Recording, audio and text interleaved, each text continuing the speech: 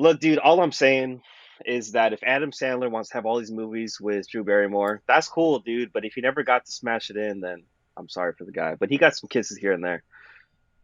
But welcome back, guys, to this month's episode of Big Fucking Mood. Again, we've got Danny and Gerry on the line, and we're gonna dive into some Adam Sandler lore. I mean, our original Big Four was Wedding Singer, Waterboy, Rain on Me, and Uncut Gems. And I don't know if you watched any of them, Gerry. I know you watch Uncut Gems. I don't know if you watch any of the other three. I know you've seen Waterboy. Everyone's seen Waterboy. I think chronologically, the best way to do this is to go from Waterboy, Wedding Singer, Rain on Me, and then Uncut Gems. Now, the most common tropes in these is that Adam Sandler just kind of takes it away at some point. You know, like he goes through some bullshit and then finds his own route past it. I mean, Waterboy, he's a special ed kid who ends up having this stupid amount of strength. Wedding Singer, he finds solace in his own music playing and his drive to want to have a happy family, happy life. Rain on Me, it's kind of the same deal. I mean, he has a fucking fucked up tragedy, but he ends up finding his way through friendship, and that's how he gets out. Uncut Gems, well, he gets his way out, but homeboy gets clapped right at the end, dude. Which again, there was no other way to end the movie. There was no other way at all. I think I told you, Danny, I was like, I don't know why I expected something different. And I think I mentioned to you in Uncut Gems, like when he had the cancer, you said, "Oh, dude, that's too easy." Yeah. Yeah, really. For real. And, like I said, after we watched the movie, I was like, there was no other way for Uncut Gems to end than the way that it did. Oh, absolutely not, dude. But let's really get in here. So, Waterboy, I mean, that's a classic, dude. That's a timeless classic. You can pick that up any point in time and really enjoy the movie for what it's worth. Lots of great humor. I want to watch it right now. Dude, I told you, you got the Amazon, man. It's in the chat. Fucking pick it up, dude. I think for majority, these are all hour and a half, except for Rain on Me. That's about 2 hours. That's also a really good one. But let's get back to Waterboy. I mean, you have Adam Sandler playing this character that is a little bit special. Obviously, he's in his early 30s, kind of really has nothing going on for his life besides being a water boy and having to deal with his mom, who's just like, nah, dude, you're staying with me till the end of the ride, you know? And then just kind of seeing his growth of like, you know what, I am going to play fool's ball with these people because they're giving me a chance to experience something else in life instead of just being a water boy. And I can't remember the actor's name, but the fucking coach, for him to be like, hey, you know what? Whatever your mama don't know won't hurt her. And that really like sped the whole movie up because now we have Adam Sandler hanging out with Vicky Valancourt, who's man. I'm gonna pause to say this. Every single movie Adam Sandler is in that's on the list, there's some bomb females in here. Like beautiful women. We got Drew Barrymore, Wedding Singer. We got I can't remember her name for Vicky Valancourt. And then we have another one. I can't remember her name either for Rain on Me. But she's a crazy psycho client that Don Cheadle has who wants Vicky Valancourt is Feruza Balk. Dude, I'm gonna say this right now before I go into the Uncut Gems one.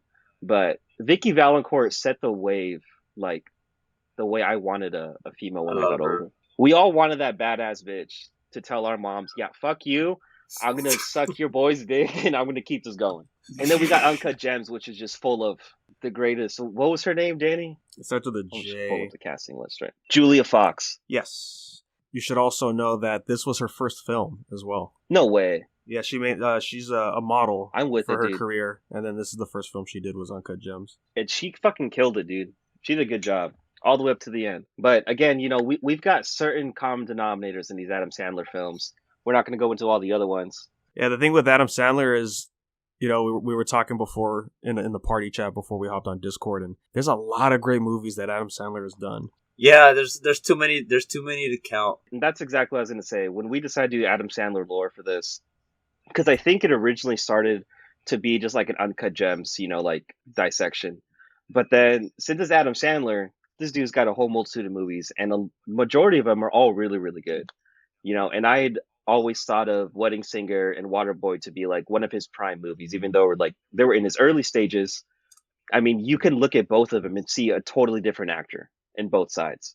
You get Waterboy where he's like struggling to be this person, and Wedding Singer where he's like, nope, this is it. This is what I want to do. This is who I'm going to be.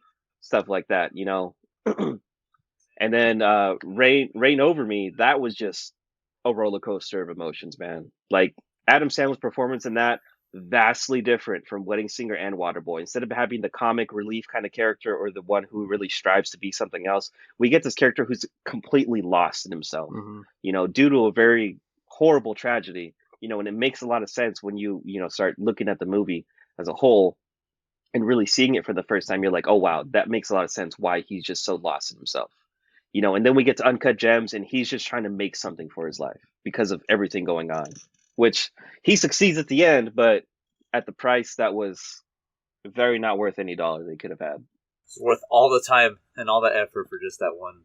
Where the climax just ends right there, dude. Everything is just built up. Yeah, Adam Sandler's career is a very good example of comedian actors can really put in the effort and bring out something incredible with their films. They have a lot. They have a lot of reach.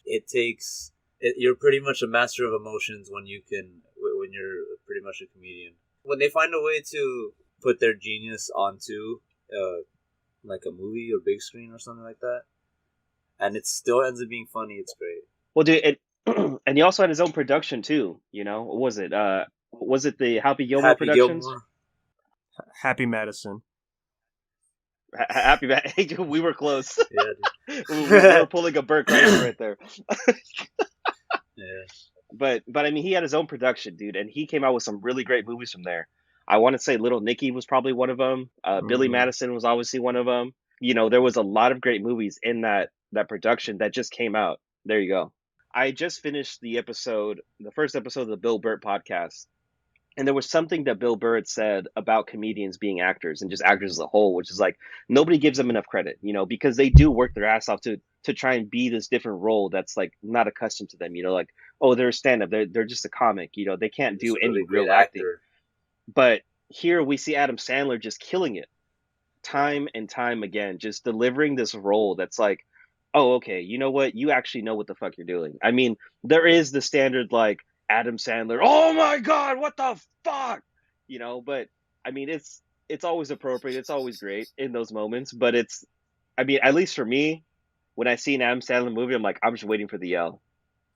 I'm just waiting for him. I'm waiting to do the Adam Sandler yell and then be like, okay, there we go. now he's in it. Yeah, man. There's a great video I saw a few months back called "Adam Sandler Deserves an Oscar: Breaking Down the Actor's Career." It's a good video talking about what he's gone through, pretty much. Yeah, dude, and I fully agree with that because he's just got a huge range. I mean, if we're just gonna look at Waterboy and Uncut Gems on its own, those are two entirely different people. Uncut Gems is very recent. Waterboy's in his early years, but to see him have that range already, it's just like, okay, you know what? This guy deserves something. He's clearly put in the work to be this phenomenal actor, and he's also a pretty good comic as it is. But to have this deliverance where he captivates the audience, just consistently, that's what really gets me about Adam Sandler. And even with the animated stuff, like I think there was an animated 8 Crazy Nights as well. Hey, dude, I couldn't play myself in an animated movie. Oh, but yeah, but definitely, man. Waterboy, Wedding Singer, and Uncut Gems really shows the range that he has. It's like that's the perfect movies to show somebody like this is Adam Sandler, right? Because Waterboy, that's pretty much all of his early stuff. Billy Madison's the same way. And then Wedding Singer, it's like, okay, we got the comedy, but let's get a little more serious here and there. Yo, fuck Jada. Yeah. So that goes to the films kind of like with Click, and the others in the lanes where they're still comedic, but then there's really something deeper behind it.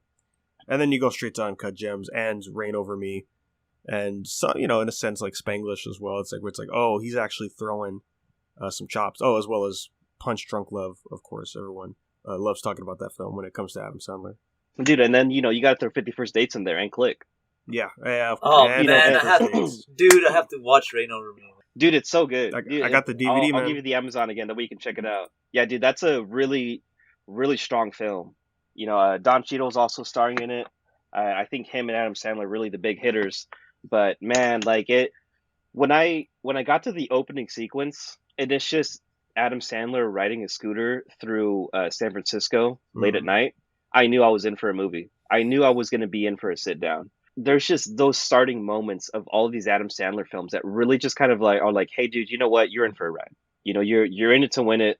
I want to say 51st Dates started off with like a very adorable scene, um, with him like trying to break up with this girl, saying he was part of the CIA, and then he jumps off some random dude's bike, like a water bike, is like, "Hey, dude, I'm gonna give you $50." Oh So then yeah. you already know. He's like, "I don't even know you." He's like, "I'll give you $50. Just keep going." So I mean, Hell that yeah. sets the pace for 51st Dates. Like, it's gonna be comedy, and there's gonna be some romance in there. Waterboy, it starts off with him on the field, so it's gonna be like a little bit hurtful to kind of go through. This guy's gonna be going through a lot of things, but there is some comedy in there. Wedding Yeah. Singer, it's comedy, but it's also very serious. It's very much more of a romantic on it, just like 51st Dates is. And then Uncut Gems, well, that's just a ride, man, That one's a ride. in and of itself.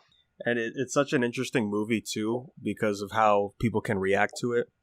Like I showed my mom this movie, and she's just like, "I don't think I could finish this. This is too crazy." There's the perfect scene to define Uncut Gems is when the scene where like everybody's in his face. He gets the call that he doesn't have cancer. Kevin Garnett's stuck in the in that little hallway, and then you have this. Is it all stuck? Yeah, you have this guy about to quit, and then there's somebody else at the door. Noise. Yeah. And I had a friend tell me, That's anxiety, bro. yeah, a friend saw it before me, and she said she didn't like it, and I was like, what? No way. I was really hyped for this movie, and then when I sat down to watch it, I'm like, I could see why people don't like it, but this is my kind of film. I was totally on board with it, and it was a great experience in the theater, especially with the music. Oh yeah.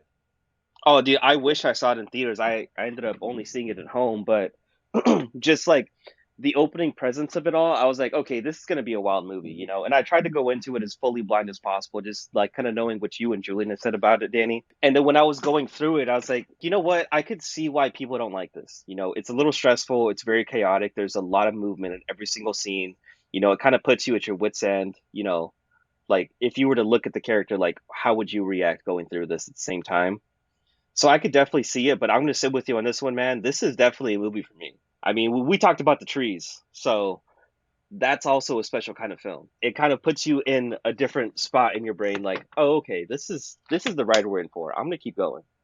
I mean, granted, Uncut Gems is a lot more abrasive than the trees will ever be, but still, phenomenal film at the end of the day. And the crazy thing about Uncut Gems is it still feels like Adam Sandler in there. The downtime in the 100%. movie when like shit is not hitting the fan all the time, when he can relax, Mm-hmm. it's like, oh yeah, this is still Adam Sandler, and I think that has that nice touch to it. And then when you go look at, because I haven't rewatched it yet, but Rain Over Me, I remember when I was watching that, I was like, yeah, this doesn't really feel like Adam Sandler at all.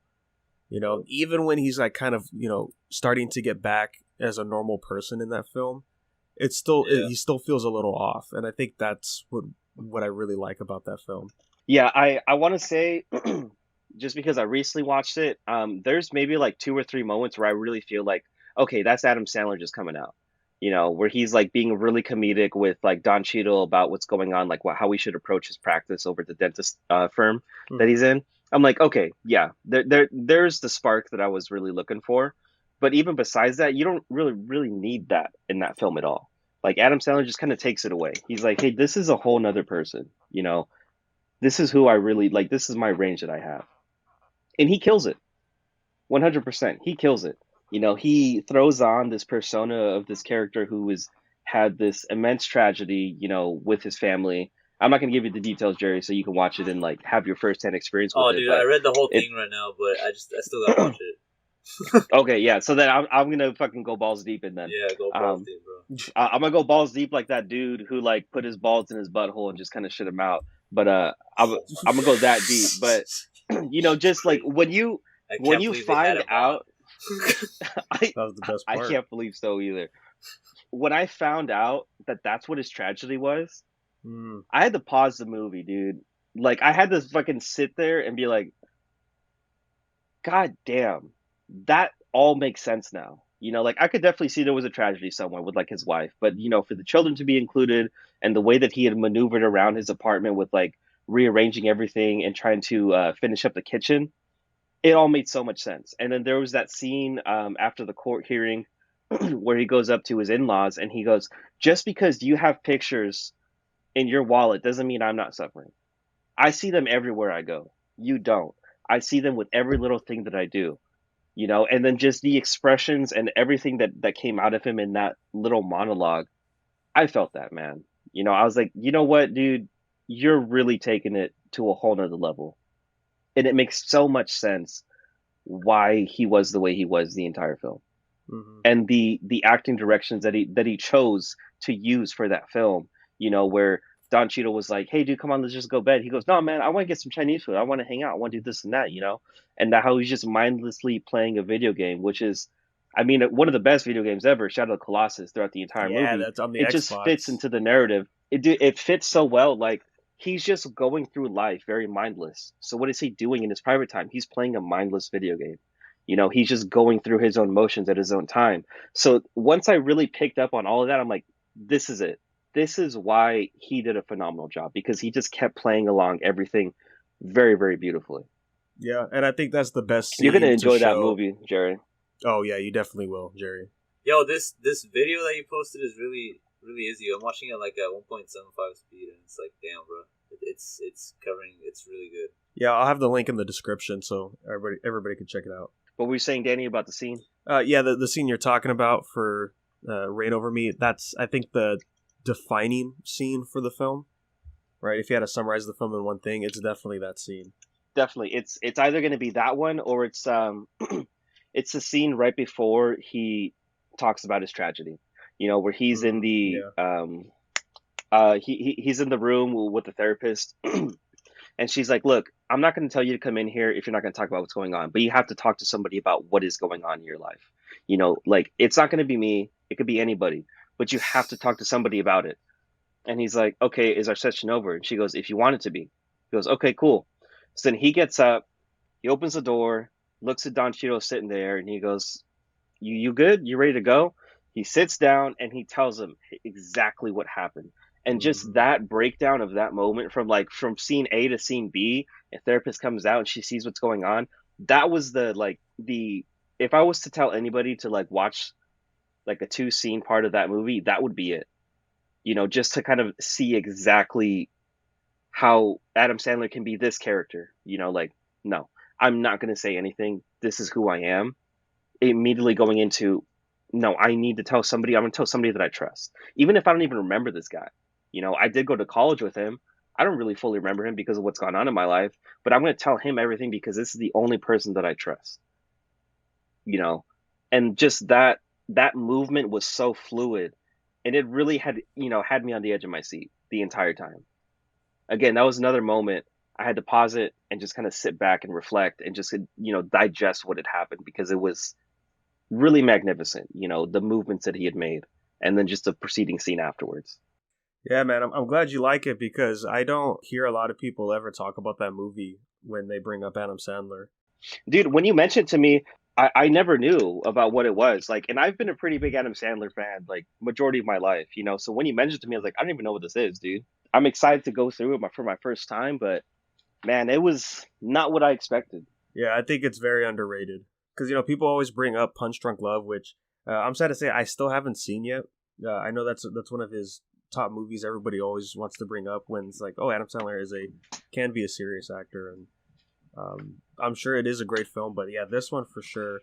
When the first time I watched it to when I grabbed the DVD, I was like, yeah, no, it's great every moment, every time I watch it. You know, you could probably bunch together Wedding Singer, um, 51st Dates, and then there was that other one that he did pretty recently with Drew Barrymore a few years back, where they're like on an island and they kind Yeah, of I was get trying to think the together. name of that one. Yeah, did you ever watch that? I did watch it. I really liked it, but Hmm. honestly, it felt like everything they wanted to do with 51st Dates, but they couldn't because the premise of Right. 51st Dates was she has no memory.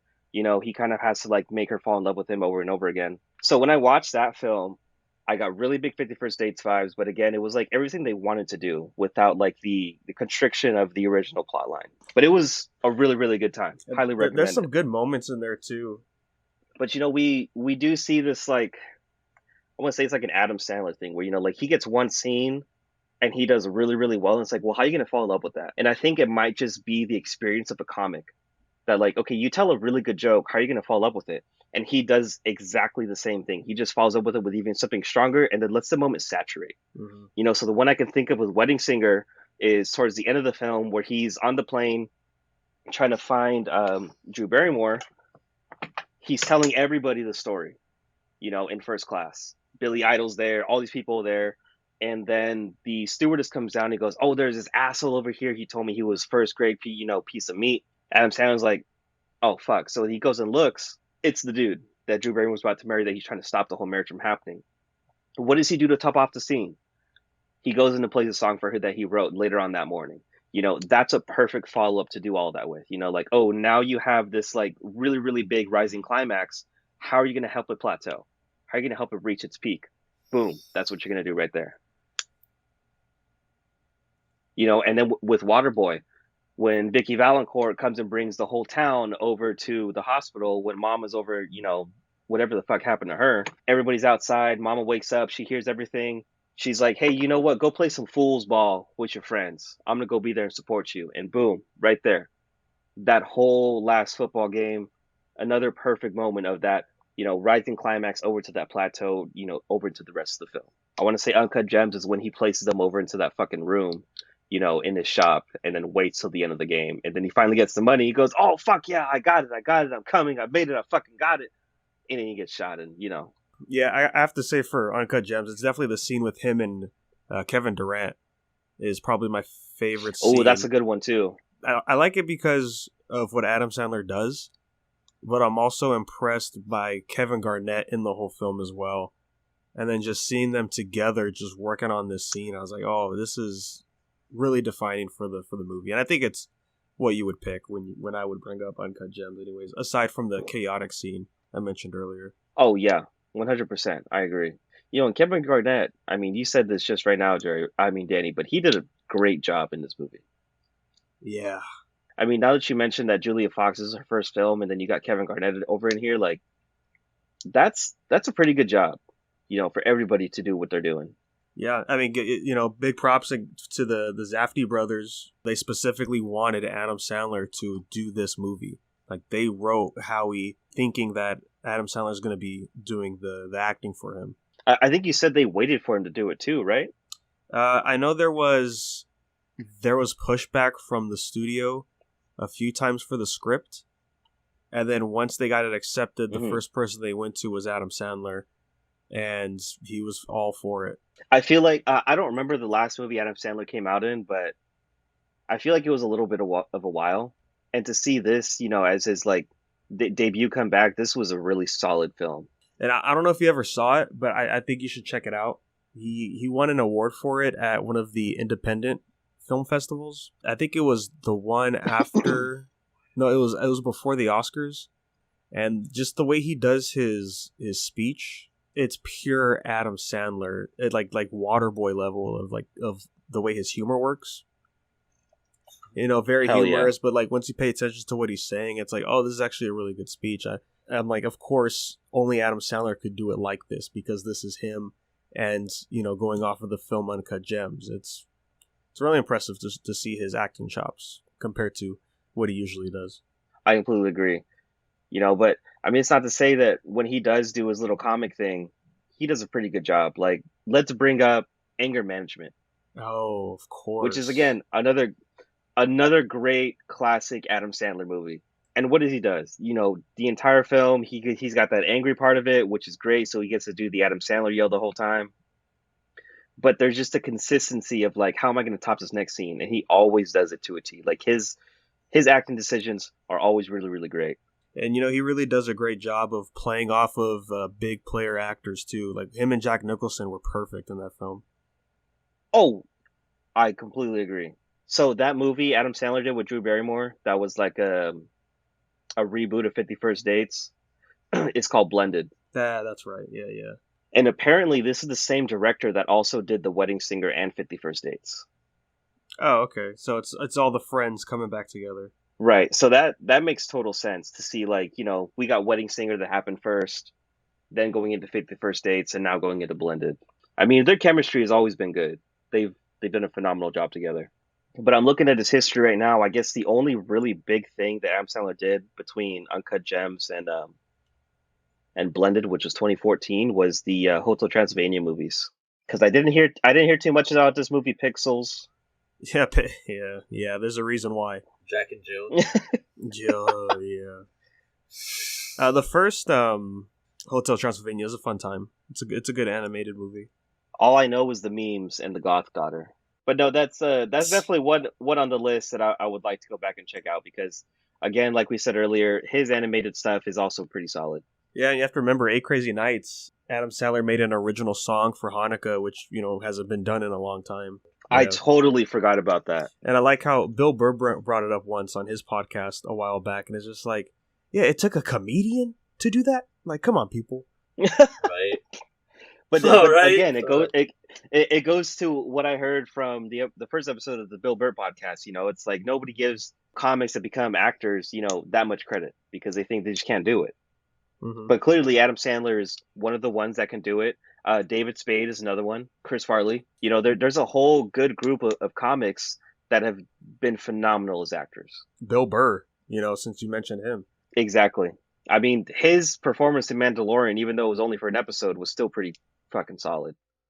I'm looking over at his not IMDb, but his Wikipedia. There's a lot of stuff in here that I totally forgot he was in. Like, I didn't know that he produced Grandma's Boy and The Benchwarmers. That's my boy. But that makes sense to me. That totally makes sense to me. I completely forgot. I mean, we've been talking about his acting career, but his production has just done so many things. And Benchwarmers and Grandma's Boy, come on. Another set of timeless classics right there. Dude, Master of Disguise. That's crazy. No shit? Fucking Master of Disguise. Shit, I'm glad you guys know that movie. I did not know that. I did not know they produced that shit, dude. That's crazy. That's great. Dude, that's why, to me now that makes so much more sense why it was so fucking wacky. Mm-hmm. Yeah. That makes so much more sense. It's like, hey, I'm not going to be in this movie, but I'm going to be in this movie. See what else is a crazy one. Well, we haven't even talked about this, but I haven't seen this movie in a long time. I now pronounce you Chuck and Larry. Yeah, that one's another classic, dude. It's a funny one. Are we gonna have a Kevin James podcast, dude? If we talk about his YouTube channel, yes. Oh, dude, I'd rather have Mike Myers first, dude. There's a lot in here that they've done. You guys haven't brought it up, but Grown Ups, I think, is a good movie. Oh, Grown Ups is great. I haven't seen the second one yet, though. It's mainly just like, oh, let's have all the boys come over and hang out, but it's a great time. Okay, so was Tommy Boy? No, I don't think Tommy Boy was in here. No, it was not. Damn, bro. R.I.P. Chris Farley. Yeah, one thing I think everybody should definitely check out that's recent for Adam Sandler is his latest special on Netflix, 100% Fresh. Oh, man.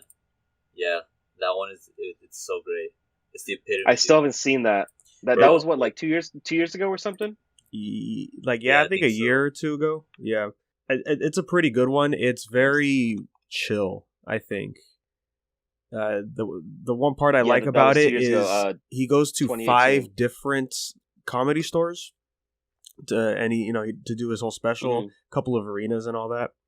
Yeah, it's very casual. The songs are great in there. It's a really good time. Especially the last song's great. It's his tribute to one Chris Farley, and that was. I mean, this is a stretch, but who knows? Maybe his role in Wedding Singer, proposed him to continue this music side that he has. So I'm not gonna lie, his OG song that he did, well, supposed OG song that he did at the end of Wedding Singer, that shit was banging, man. Yeah, that was a pretty good one. It's fresh. It was cute. It was modest. But this is why I think more comics should have a chance to be, on the big stage. Again, we mentioned Bill Burr, Chris Farley, David Spade. I feel like just because they are so capable of being underneath that pressure, they can just consistently knock it out of the park over and over again. Be able to just improv right on the spot. Like, hey, you know what? This would actually be better than whatever the director's telling me.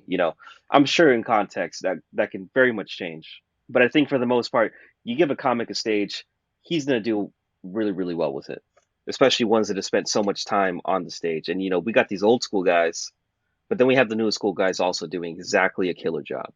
Without watching the video, again, I'm gonna say Adam Sandler deserves something, man. This guy's done so much in his career, and I feel like we're still like gonna see some phenomenal stuff from him because Uncut Gems came what last year? December of 2018. Okay, I feel like he's definitely got something else coming out. 100%. I mean, we're gonna see some crazy stuff from him. Yeah. Well, I think the thing with Adam Sandler is these movies definitely come few in between. It's mainly a bunch of comedy, of him having a good time, him just, doing what he really wants, and then every now and then a role comes along his way where it's like, ooh, yeah, I guess I should try this time around. And it's always great when he does I could definitely see that. I could definitely see that. I mean, one good movie where he's just looking like he's having a lot of fun is Airheads, which Julian showed us that Yes, movie, Danny. yes. Which we've got our Lord and Savior Steve Buscemi and Brendan Fraser in there, all three leading roles. And man, they're all just having fun that entire movie. If nobody of you have seen Airheads yet, definitely watch Airheads. 1994, great movie. I think it is still on Hulu at this time. I mean, and then you also have to talk about the classic people that are with Adam Sandler in his movies. We got Rob Schneider, Steve Buscemi, every now and then it's David Spade. There was another one that you mentioned the other day, Jerry. But he always brings back his buddies for it, which I think is always a fun time. Yeah, and that's really what Grown Ups is all about. It's just, let's have the boys hang out. And I think that's why I really like it, because it's just the guys coming back together and just shooting the shit. Yeah, I need to give Grown Ups another rewatch. It's been a while. And you see, the thing with Adam Sandler is he knows where to put his actor friends that he knows, or his comedian friends that he knows. You can do it! You can do it all night long! Chop his freaking balls off! Oh, we can't forget The Longest Yard, fellas. What's going on here? You know what? That was a good movie even before the remake, dude. Did you say they're going to remake it? Yeah, no, that was a remake, dude. That was. Oh, no shit. Yeah, but let me try to pull it up. 1974. Burt Reynolds, Eddie Albert, Ed Lauder, Michael Conrad. I'm going to have to check that one out. Put that on the list. Henry Winkler. That's the name of the coach from Waterboy. I had to look up repeated characters over in Adam Sandler movies. No. Henry Winkler. Yeah, because he's in a lot of Adam Sandler movies, and I just can never remember his name. But yeah, at the end of the day, honestly, I think Adam Sandler is probably up there for my favorite actor. He's been there since I was little. Just like Jackie Chan. Like that movie, Funny People, I think. Funny People. How did we forget that? Him and Seth Rogen. Damn, dude. Oh my gosh. Yeah, no, like that one. He's not gonna be around forever, so that's why he's my favorite right now. Like, he's been there since I was little. I got like a bias for that. Have you seen that movie, Adam? I have, dude. That movie is crazy. Oh, I can't believe I forgot about that movie. Oh man, it opens you up to dude, what Adam Sandler's like really gonna fucking what he might be seeing, because he's like commercialized everything and all he wants is he's just that guy who just wants to fucking go chill in his fucking basketball shorts, be down for some b-ball. Dude, I heard he's a monster at basketball, dude. Dude, I wouldn't doubt it, man. I heard he fucking breaks ankles daily, dude. This dude would probably throw fucking hoops on me. Well, remember 100%. In Grown Ups, he was dropping buckets the entire film. Buckets, threes, bro. Dude, this guy is a dude. Man, yeah, you do not want to Funny mess with People, him, dude. Oh my goodness, that deserves a rewatch. Hey, dude, Funny People. That does deserve a rewatch. That was a really fucking good one. Yeah, because I like how Adam Sandler is in that movie. He gives off a different vibe in that film, right? Because it's mainly of him not caring anymore, but he's too high on the pedestal to really kind of just step not away. Not give a shit anymore. Yeah. Yeah, and then here comes Seth Rogen's character, who's barely coming into comedy, and then they end up teaming up together, and yeah, man, that was a long time ago. it really opens your perspective up to what 2009. These people might be really feeling behind the curtain, you know. Mm-hmm. I mean, that's From why the last decade and a half, man. hell yeah. That's one way to close out the first decade. You know why? I love how they chose Adam Sandler, because they can't do it with anybody else. Because you guys remember when he just showed up to like if anything, he showed up to like the first few like award ceremonies that he's been to, and like fucking just casuals, some fucking like university shirt and like some basketball shorts and shit. Yeah, classic Sandler. And then after that, he just stopped showing up. I was say like, yeah, again, he was an actor that I grew up watching, among many other great ones. But yeah, just watching all of his films, it was always a great time. And then, you know, growing older and going back to these films that are, you know, for the most part, pretty comedic, like 51st Dates, for example, is a very comedic movie. But, you know, there's still some really good stuff in there once you go back and actually watch the film. Same thing with Spanglish, you know, there's just, he has this zone he likes to hit with his films, you know, and it really shows in Click, you know, once things start getting out of hand in that film. Exactly. And, you know, he starts going too far in the future, everything's going into a mess, and he's, you know, the lesson his character's trying to learn, he kind of likes that element across his films, sprinkled, you know, in varying levels for sure. Right. You know, and I just thought about this. There is a very strong Shakespeare thing that I fully believe in, that with every tragedy, you should have a comic relief. You know, you should always have the comic relief there to kind of like lessen the blow. And I feel like in all these movies we've talked about with Adam Sandler, Wedding Singer, Waterboy, Rain Over Me, Uncut Gems, there's some comedy in there somewhere, you know, right after the despair of everything. You know, and I feel that Adam Sandler just really capitalizes on that, like, hey, you know what? I'm going to be funny right here and now, where it's not really appropriate, but it's going to make the most sense to everybody. Well, even when it's supposed to be comedic and then it gets serious at the end, again, going back to Click, you know, with the surprise twist with Christopher Walken's character towards like the end of the film, and Adam Sandler's like, I thought you were an angel. He's like, I am the angel of death. And you're like, whoa, what? Like, I wasn't expecting that from that, you know, from that that setting. And I was like, yeah, that's a good way to shape up the character. But with that, guys, I think we can call this one to a close. Thanks again for listening, fellas. You can always check us out at Bigfmoodpodcast over on any social media, wherever you go. And if you want to send us an email about any Adam Sandler films you would like us to talk about, or whatever ones we failed to miss, that's bigfmoodpodcast@gmail.com. And then always check out Unverse Podcast for everything else going on in the family. And we will catch you all next time. And remember, if you ever want to really kiss a hot girl, put her in your movie. Catch you later. A lot of girls here, Charlie. That's got to be half of the appeal, right? Why'd you ask me that? I don't know. I'm just making small talk, you know? I mean, you're single now. You can do whatever you... What? After what happened with your family and everything. Oh, whoa, hey, I don't have a family, Johnson. No, I know. I was just trying to make small talk, but that was stupid. Who sent you here? Did they send you here? What are you talking about? Are you a specialist? No, I'm not. What are you talking about? Hey, don't lie to me! Don't lie to me! Don't lie to me! Charlie. Why are you here? Calm down. Why? Why? Answer my fucking question. Charlie, you're screaming. Why are you here right now talking to me? Relax, okay? Why? Why? Oh. Shit! The fuck is wrong with you? Why are you talking to me?